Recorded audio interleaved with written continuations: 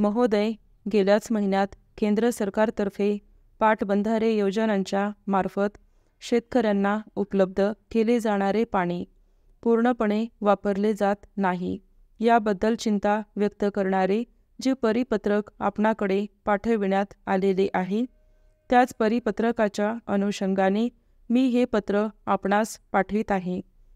हा देश अन्नधान्याच्या दृष्टीने स्वयंपूर्ण होणे आवश्यक असेल तर या देशातील शेती जी निसर्गाच्या लहरीवर आणि पावसाच्या कृपेवर अवलंबून आहे, ती तशी न राहता हुकमी पाणी तिला उपलब्ध करून देण्यासाठी शासनातर्फे मोठमोठ्या पाटबंधाऱ्यांच्या, मध्यम पाटबंधाऱ्यांच्या आणि लघु पाटबंधाऱ्यांच्या योजना हाती घेतल्या जातात. पाझर तलाव तसेच वसंत बंधारे बांधले जातात आणि दुष्काळी भागातील शेतीला हमखास पाणी मिळावे अशी तजवीज केली जाते. परंतु असे पाणी देण्याकरिता जो नाममात्र दर किंवा पाणीपट्टी शेतकऱ्यांना आकारली जाते, ती पाणीपट्टी देणे टाळण्याकरिता शेतकरी कालव्याचे पाणी वापरण्यास अनुत्सुक असतात, असा या शासनाचा पाटबंधारे विभागाचा दुःखद अनुभव आहे. त्यामुळे धरणामध्ये साठलेले पाणी उपयोगात न आणता तसेच पडून राहते आणि धरण बांधण्यामागील मूळ हेतूच असफल होतो. ही गोष्ट अत्यंत अनिष्ट आहे. शेतकऱ्यांमध्ये धरणाचे पाणी जास्तीत जास्त प्रमाणात वापरण्याची इच्छा आणि प्रवृत्ती आपण जितकी जास्त प्रमाणात निर्माण करू, तेवढ्या जास्त प्रमाणात आपल्या अन्नधान्याच्या उत्पादनात भर पडेल. ही गोष्ट पुन्हा सांगण्याची आवश्यकता आहे असे मला वाटत नाही. केंद्र सरकारतर्फे आलेल्या परिपत्रकात हीच चिंता व्यक्त करण्यात आलेली आहे, याची आपणास जाणीव आहेच.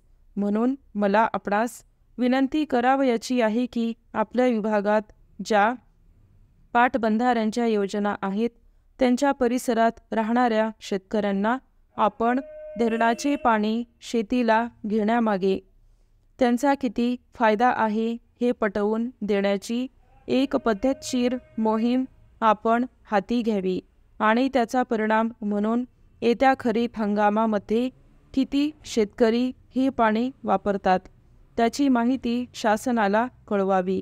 मला याची कल्पना आहे की आपल्या कार्यक्षेत्राचा विस्तार फार मोठा आहे आणि अनेक हजार शेतकरी आपल्या विभागात आहेत, जे हे पाणी वापरू शकतात.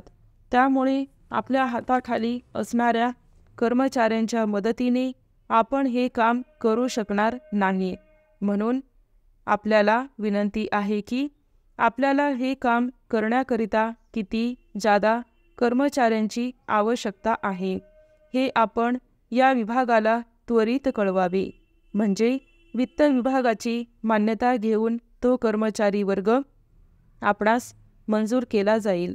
या विभागाची अपेक्षा आहे की आपण ही माहिती येत्या 15 दिवसांच्या आत या विभागाला कळवाल. आपण असे केले तरच वित्त विभागाची मान्यता घेता येईल.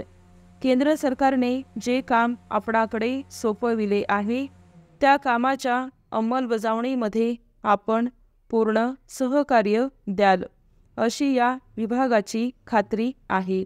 आपला विश्वासू. स्टॉप.